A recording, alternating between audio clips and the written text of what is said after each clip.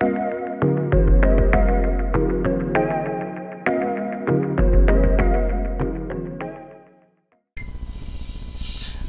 everyone, and welcome back to Anthropology 201 World Cultures. This is Lecture Series 5, Part 1.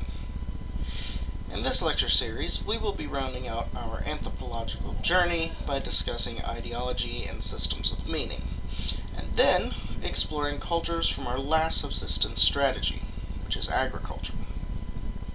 Now, Part 1 of this series will address topics of ideology and systems of meaning, while Part 2 will cover agriculturalist concepts and traits, as well as a closer look at the Aztec and Mingankabo cultures. Now, so far, we have looked at many different parts of culture. We've examined technology, economy, political systems, subsistence patterns, and social aspects of society. But woven in all of that are various systems of meaning.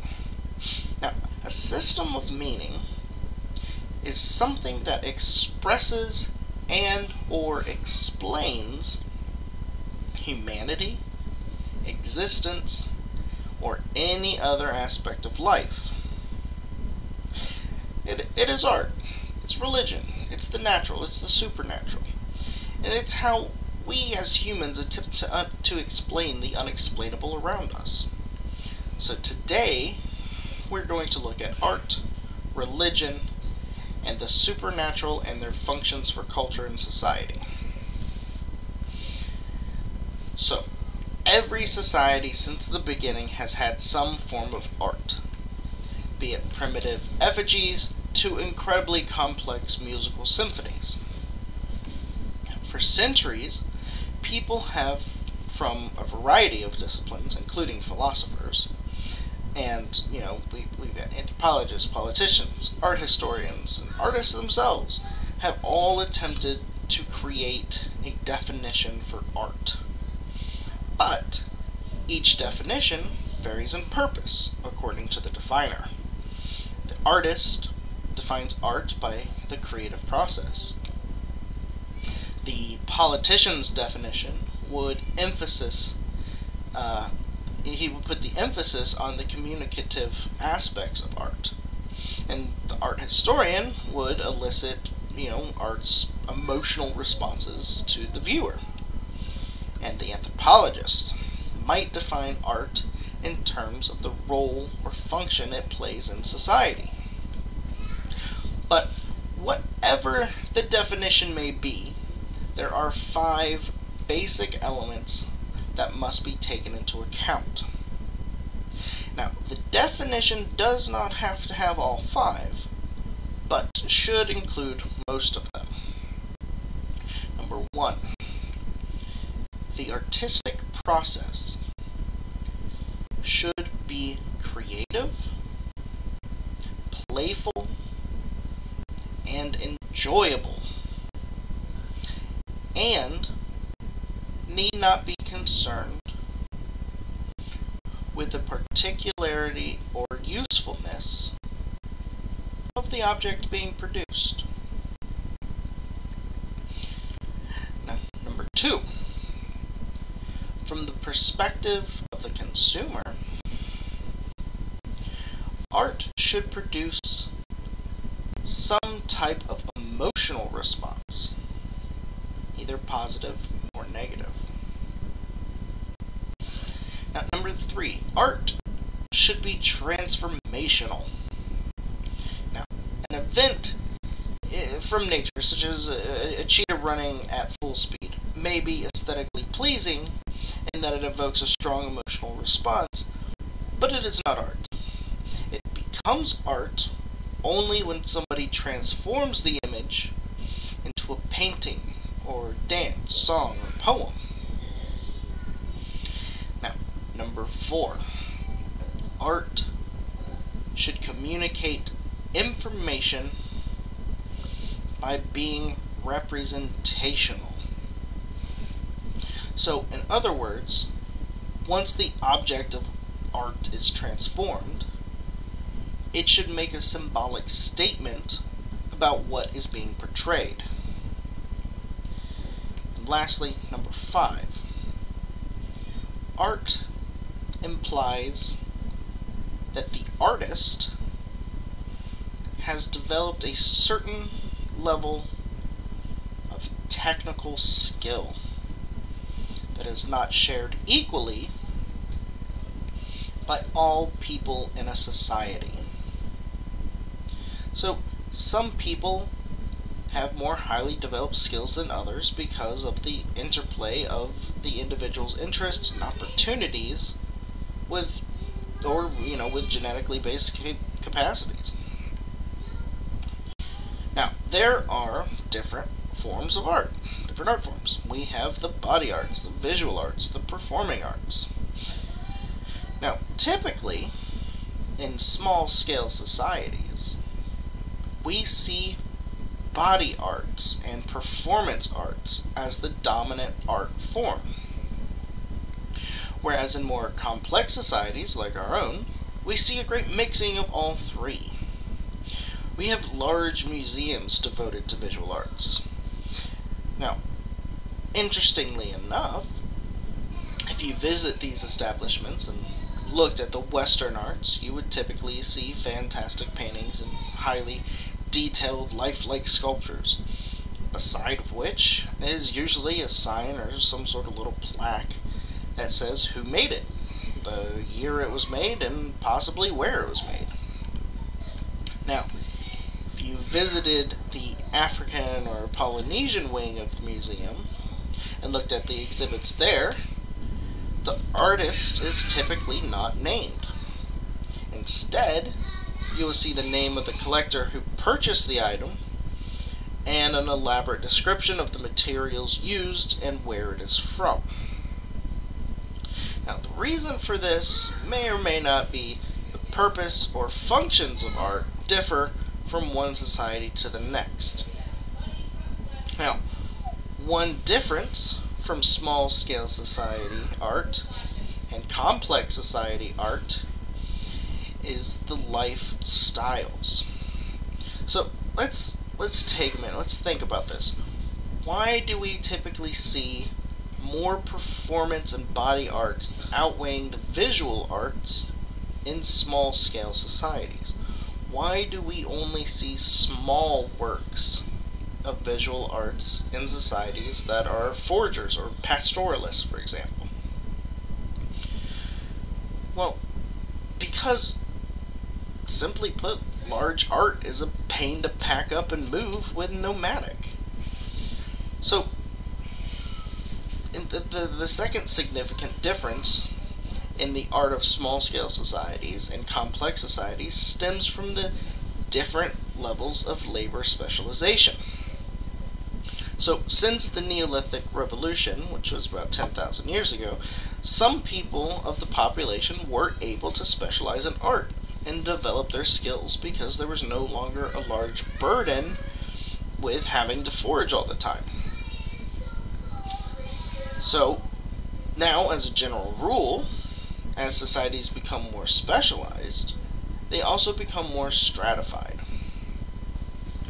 So, with these people who are able to specialize in art, we start seeing more complex societies come along with them.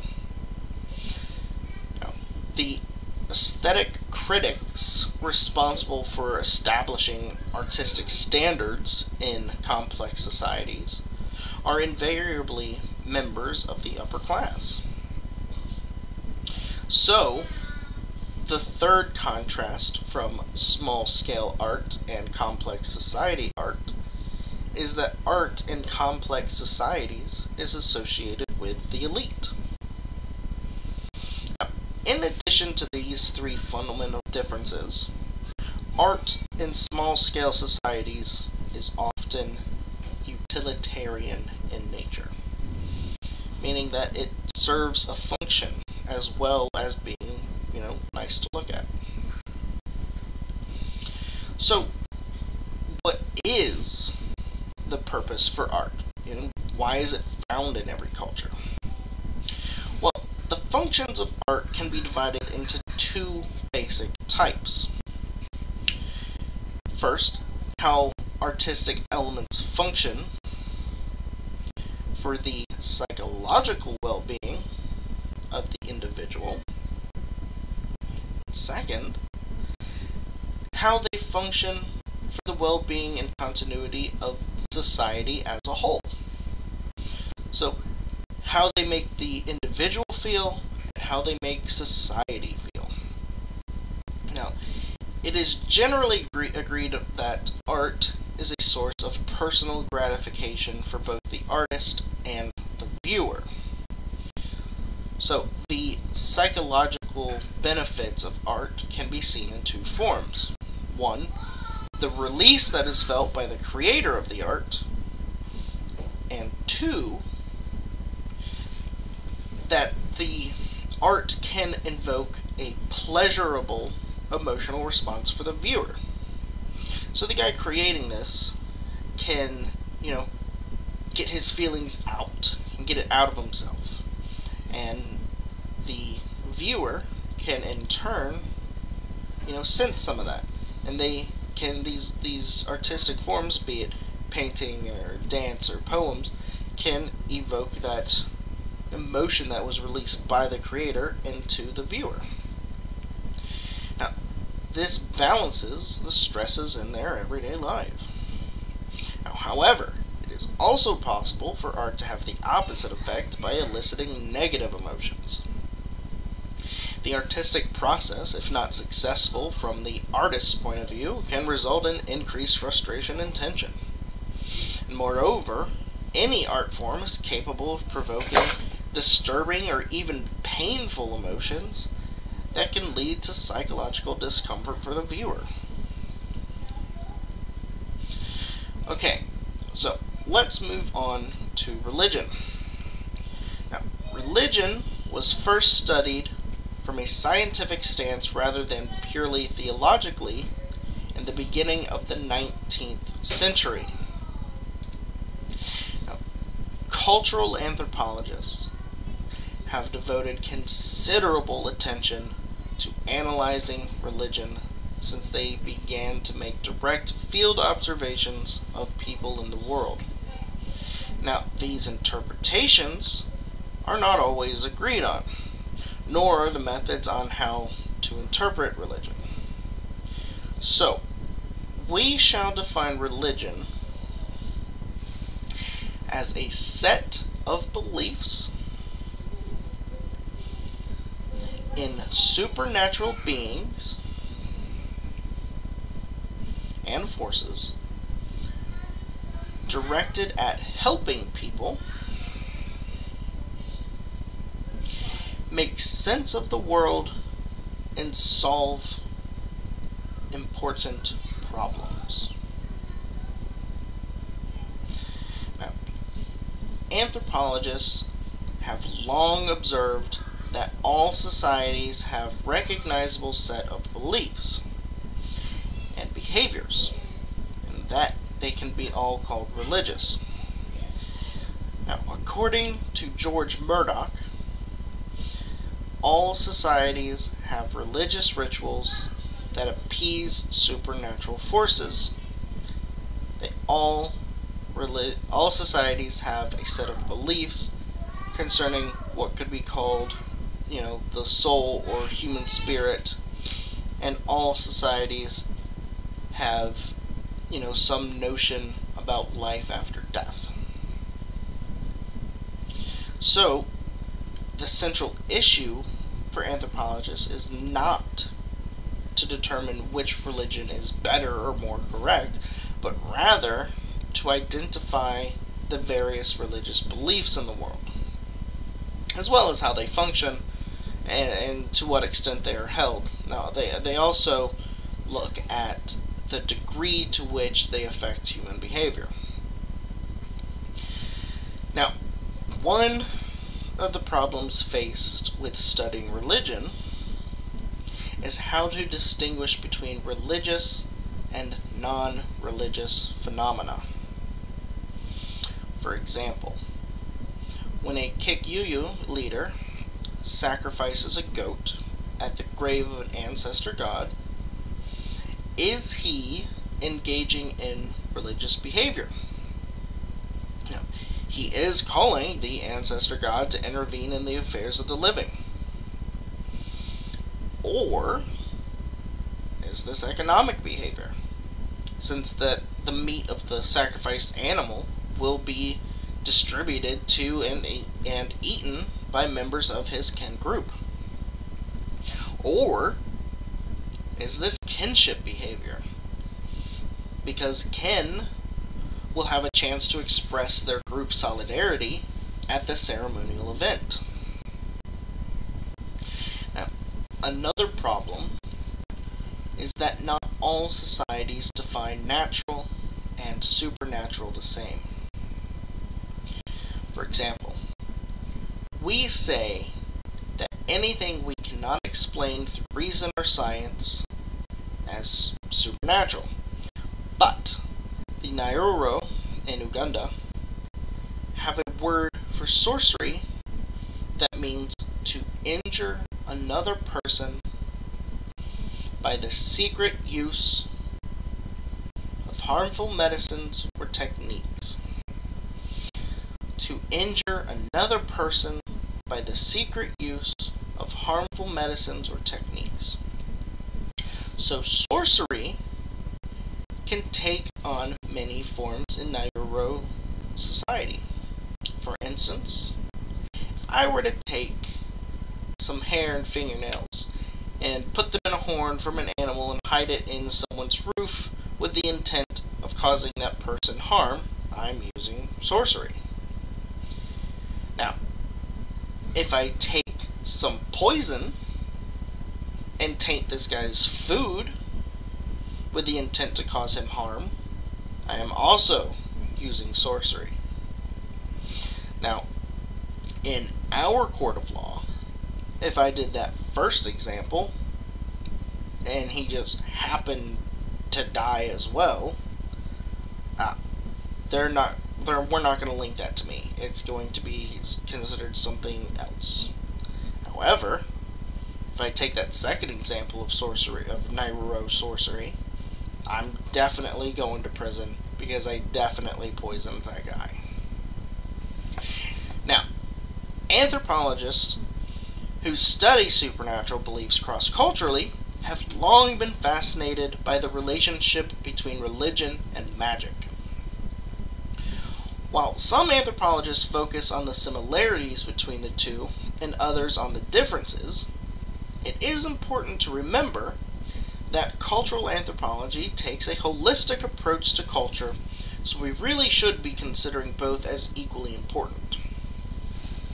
Now, even though religion and magic can be found operating separately, and in some cases primarily Western religious, we see that magic must be avoided at all costs. But the truth is, we often see magic and religion found in some combined form. In fact, magic and religion share certain features. For instance, they are both irrational, and they both they're both the go-to for helping people cope with anxieties, ambiguities, and the frustrations of everyday life. Now, magic and religion, however, differ in 5 distinct ways. First, magic and religion differ on primary use. Now, so religion's purpose is to deal with the major issues of human existence, such as the meaning of life and death, and one's spiritual relation with deities. Whereas magic's purpose is to deal with more specific and immediate problems, such as curing an illness, or bringing the rain, or punishing your enemies, stuff like that. Now, the second way they differ is that religion uses prayer and sacrifice to appeal or to petition supernatural powers for assistance. But magic users believe that they themselves can control or manipulate nature and others, So religion, you're reaching to somebody else for help. With magic, you're reaching for yourself for help. Third, religion tends to be a group activity, where magic tends to be something done by the individual. The fourth way they differ is that religion calls for practice at certain times, and magic is done anytime. Typically, it's done in response to something. Now, the fifth and final reason, or way they differ, is that religion usually involves officially recognized functionaries, such as priests, whereas magic may be performed by a wide variety of practitioners who may or may not be recognized within the community as having supernatural powers. Now, despite these 5 differences, in actual practice, elements of religion and magic are often found together. In any religion, there is a fine line between praying for God's help and coercing a situation to bring about a desired outcome. For example, a soldier praying before battle, but then carrying a lucky rabbit's foot, which is considered a magical charm. So, according to Sir James Frazer, there are 2 types of magic. There's imitative magic, which is magic based on the principle of what you do is what you get. And there is contagious magic, which is the notion that an object that has been in contact with a person retains a magical connection to that person. So, an example of imitative magic would be the voodoo doll. And an example of contagious magic would be the rabbit's foot. Now, we can't talk about magic without addressing witchcraft and sorcery. So, we often use these words synonymously, or in some pop culture circles, as terms for males and females. Witches and sorcerers. So, this is just not true. So, witchcraft is an inborn, involuntary, and often unconscious capacity to cause harm or help other people. While, on the other hand, sorcery involves the use of materials, potions, and medicines. It is also a deliberate use of supernatural powers. Now, in general, sorcerers and witches are not individuals that are celebrated. In fact, they're often thought of as monsters. The Lugbara of Uganda tell of witches who dance naked, which, for the Lugbara, is a big, big social faux pas. The Ganda and the Nairoro believe in witches that eat the dead. And the Kaguru believe that witches will walk upside down, devour human flesh, commit incest, and basically say, all laws and social norms can be ignored. Just pure anarchy with these guys. Now, so let's move on away from witchcraft and sorcery, and let's get back on with parts of religion. So, one key part of all cultures are their rites of passage.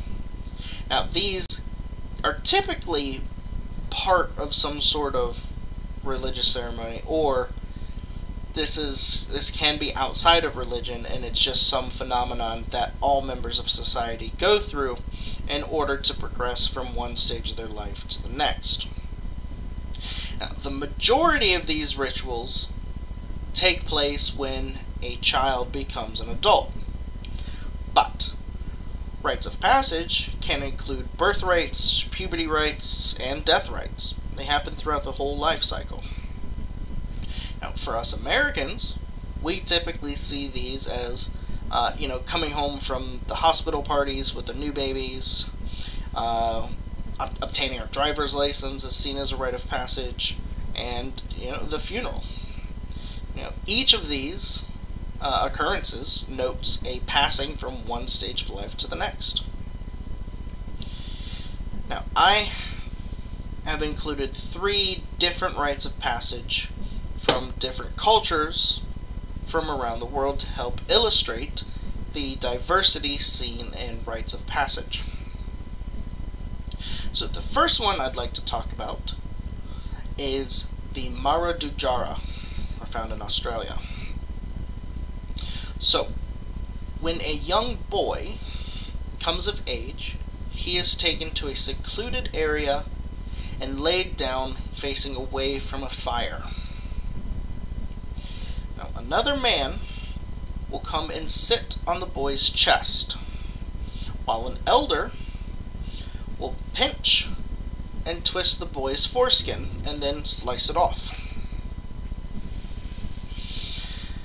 The men then have the boy kneel down on a shield that has been placed over a low-lit fire, where the boy is to eat a small portion of meat called a omboi.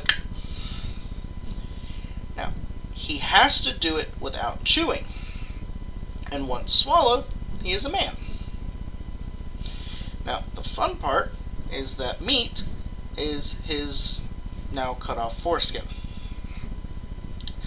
Now, once the circumcision is healed, the man then comes back and is sliced from the underneath to the full length of his penis. And then he must stand over a fire and let the blood drip onto it. Now, this is seen as sort of a sympathy ritual towards females. The next rite of passage I would like to share is the Metis hunting trials found in Brazil. Now, for men to prove themselves worthy to hunt in the Metis trial, he must undergo 4 different trials. The first trial involves taking a bitter poison and dumping it into their eyes. Now, this is done to give them better night vision. The second and third trial is a series of beatings and whippings in order to toughen their bodies. Now, the fourth trial involves burning a small area of skin with fire and then injecting the toxin from a poisonous frog with a large wooden needle. Now, this poison is said to increase your strength and endurance immensely, but this is only after extreme lightheadedness and violent vomiting and the loss of control over your bowels. Now, once the boys prove themselves able to withstand these trials, they are men. Now, the fun thing about this one is that this isn't just a one-time deal. They do this trial before every hunt. So, the last one that I'd like to discuss, and this one goes along with our previous lecture on gender and family and masculinity and femininity and gender roles and stuff like that. So, typically these things are defined by our culture, and as a society we teach our little girls and our little boys what it is expected of them based off of, what our culture dictates is appropriate. What their actions should be as a boy or what they should do as a girl and stuff like that. But what if we didn't know what they would be for the first decade of their life? In the Dominican Republic, Papua New Guinea, and Egypt, there are small communities where rare birth defect does just this. Everyone is born with a vagina.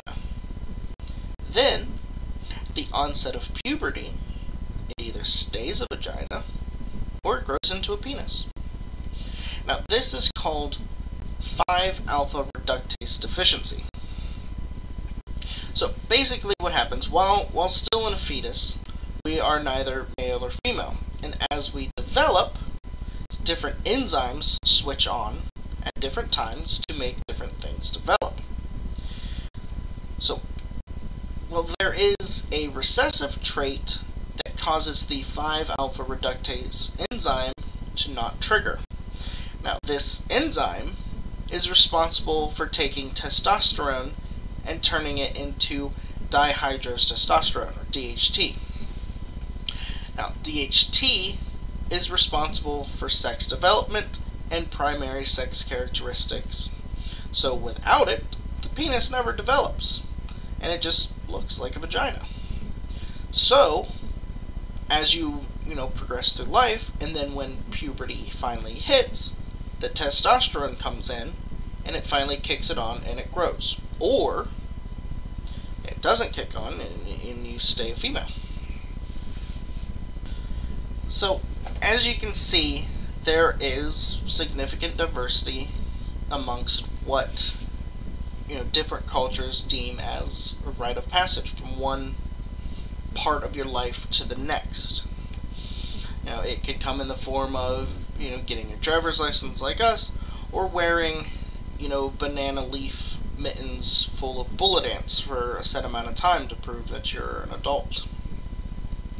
Now, whatever they may be, each one of these aspects is still, ritualized by our societies. So they are in some form, whether it be extremely tight or rather loosely, a part of the societal religion.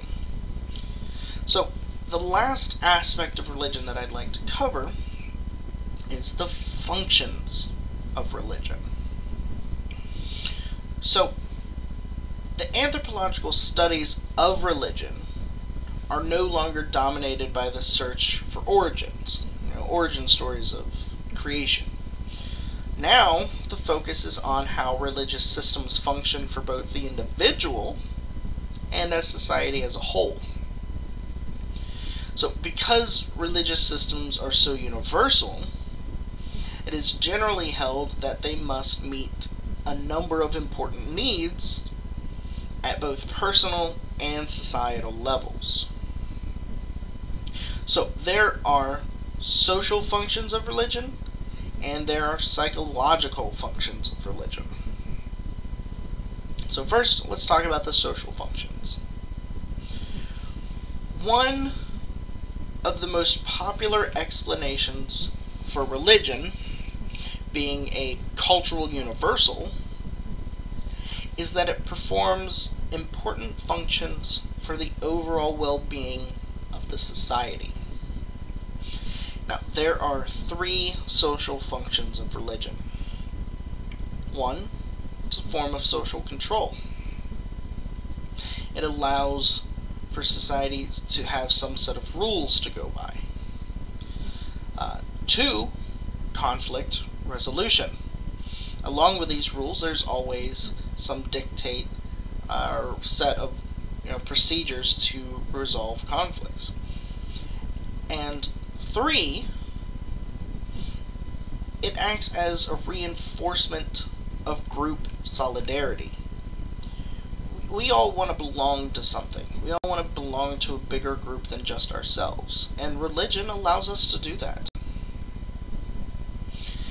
Now, there are psychological functions of religion as well as social functions of religion. In fact, there are two fundamentally different types of psychological functions. First, a cognitive function. Now, a cognitive function of religion means that religion provides a mental framework for explaining parts of our world that we do not understand. The second different type of psychological function is more of an emotional function, whereby religion helps to reduce anxiety by prescribing some straightforward ways of coping with stress. So, that concludes Lecture Series 5, Part 1. Next time, we will be looking more closely at agriculturalist